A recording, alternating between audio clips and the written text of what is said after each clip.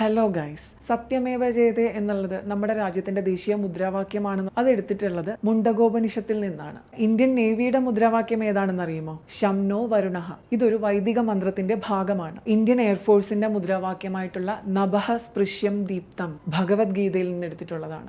Indian ആർമിയുടെ വ്യത്യസ്തമായ റെജിമെന്റുകളുടെ വാർ ക്രൈകൾ നിങ്ങൾ കേട്ടിട്ടുണ്ടാവും. ഹർ ഹർ മഹാദേവ്, ശ്രീറാം ചന്ദ്ര കി ജയ്, ഭാരത് മാതാ കി ജയ്, ജയ് ബജ്രംഗ് ബലി. പറഞ്ഞു വരുന്നത് എന്താണെന്ന് വെച്ചാൽ, ഇന്നലെ ഞാൻ വന്ദേ മാതരത്തെ പറ്റിയിട്ട് ഒരു വ്ളോഗ് ഇട്ടിട്ടുണ്ടായിരുന്നു. വളരെ വൈകാരികമായിട്ടുള്ളൊരു വ്ളോഗായിരുന്നു. കുറെ ആൾക്കാർ വന്നിട്ട് മറ്റു മതസ്ഥർ പങ്കെടുക്കുന്ന ചടങ്ങിൽ എന്തിന് വന്ദേ മാതരത്തിലെ ബാക്കിയുള്ള വരികൾ പാടണം എന്നൊക്കെയുള്ള രീതിയിൽ കുറെ കമന്റ്സ് കണ്ടു. നിങ്ങൾ എല്ലാവരും മനസ്സിലാക്കേണ്ട ഒരു പ്രധാനപ്പെട്ട കാര്യമുണ്ട്. ഈ ഹിന്ദു എന്ന് പറയുന്നത് ഒരു മതത്തെക്കാൾ ഉപരി നമ്മുടെ രാജ്യം പ്രതിനിധാനം ചെയ്യുന്ന സംസ്കാരം കൂടിയാണ്. ആ സംസ്കാരം മറ്റുള്ളവരെ തുരത്തുന്ന സംസ്കാരമല്ല, സർവാശ്ലേഷിയായ സംസ്കാരമാണ്. ലോകത്തിന്റെ നാനാഭാഗങ്ങളിൽ നിന്ന് ഈ രാജ്യത്തേക്ക് എത്തിപ്പെട്ടിട്ടുള്ള എല്ലാ ആൾക്കാരെയും ഒരേപോലെ സ്വീകരിച്ച സംസ്കാരമാണ്. അപ്പോൾ അതുകൊണ്ട് തന്നെ നമ്മുടെ സംസ്കാരവുമായി ബന്ധപ്പെട്ടിട്ടുള്ള ദേവതാ സങ്കല്പങ്ങളെ നമ്മുടെ സിംബൽസ് ആയിട്ട് തന്നെ നമ്മൾ സ്വീകരിച്ചിട്ടുണ്ട്. ഉദാഹരണമായി വിദ്യ അല്ലെങ്കിൽ അറിവിന്റെ സിംബലായി തന്നെയാണ് സരസ്വതി എന്ന പദത്തെ ഉപയോഗിക്കുന്നത്. അതുപോലെ ശക്തിയുടെ പ്രതീകമായി തന്നെയാണ് ദുർഗ എന്ന പദത്തെ ഉപയോഗിക്കുന്നത്. നമ്മുടെ രാജ്യത്തിന്റെ ശക്തിയെ എക്സ്പ്ലെയിൻ ചെയ്യാൻ നമ്മുടെ സംസ്കാരത്തിൽ ഊന്നിയ ദുർഗ എന്ന പദത്തിനോളം പവർഫുൾ ആയ മറ്റൊരു പദമുണ്ടെന്ന് ഞാൻ കരുതുന്നില്ല.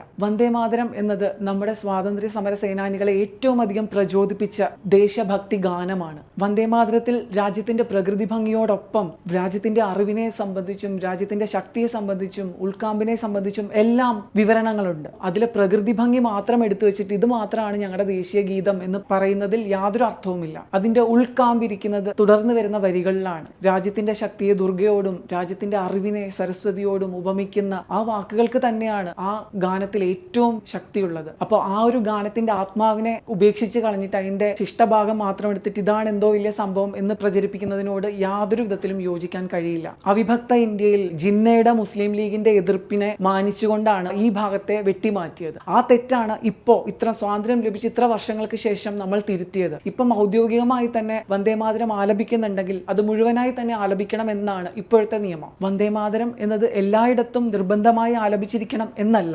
ആലപിക്കുന്നുണ്ടെങ്കിൽ അത് പൂർണ്ണമായി തന്നെ ആലപിക്കുക എന്നതാണ്. ഒരു ജനതയെ അവരുടെ രാജ്യത്തോട് തന്നെയുള്ള ദേശസ്നേഹം പഠിപ്പിക്കുക എന്നുള്ളത് ഏറ്റവും ദൗർഭാഗ്യകരവും സങ്കടകരവുമായ ഒരു വസ്തുതയാണ്. അതിലൂടെയാണ് ഞാൻ ഈ വ്ലോഗ് ഇടുന്നത് പോലും. മറ്റു പല രാജ്യങ്ങളും കുട്ടികളെ ആദ്യം രാജ്യത്തോടുള്ള സ്നേഹം പഠിപ്പിച്ചു കൊടുക്കുമ്പോൾ നമ്മൾ ഇവിടെ പാർട്ടി ക്ലാസ് മറ്റത് മറിച്ചതെന്നൊക്കെ പറഞ്ഞിട്ട് രാജ്യത്തെ വെറുക്കാനാണ് പഠിപ്പിക്കുന്നത്, രാജ്യത്തെ പുച്ഛിക്കാനാണ് പഠിപ്പിക്കുന്നത്. ഇപ്പോഴും ആ ഒരു അടിമ സംസ്കാരം തലയിലെടുത്ത് വെക്കാനാണ് പഠിപ്പിക്കുന്നത്. എന്തായാലും വന്ദേമാതര വിവാദം വന്നത് വന്ദേമാതരത്തെ കൂടുതൽ ആൾക്കാരിലേക്ക് എത്തിക്കാൻ സഹായകമായി എന്നുള്ളതിൽ എനിക്ക് സന്തോഷമുണ്ട്. ഈ വീഡിയോ അവസാനിപ്പിക്കുന്നു. അടുത്ത വീഡിയോയിൽ മറ്റൊരു വിഷയമായി വരുന്നത് വരെ tata, bye bye, see U.